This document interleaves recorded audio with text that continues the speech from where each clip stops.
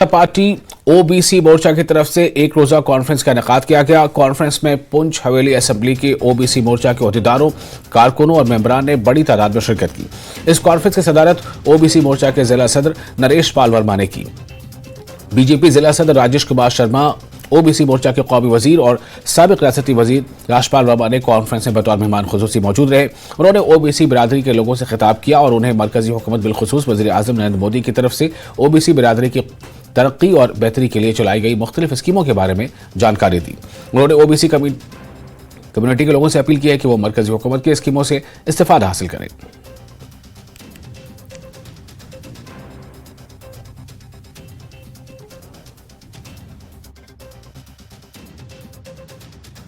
महिला मोर्चा, ऐसे जो हमारे 7 मोर्चे हैं, लोगों को जाकर के लोगों के साथ हमारा जो है सम्मेलन हो रहा है और लोगों के बीच में जाकर के भारतीय जनता पार्टी के जो देश के प्रधानमंत्री जी हैं, जिन्होंने सभी वर्गों के लिए अलग अलग जो हैं जो स्कीमें जो दी हैं, ये स्कीमों की जो है हम जगह जगह जाकर के हर एक कॉन्स्टिट्यूएंसी में जाकर के हम उनको जानकारी दे रहे हैं। आप देख सकते हैं लोग आकर के आज भी 20-25% लोग ऐसे हैं जिनको स्कीमों का बिल्कुल पता नहीं है।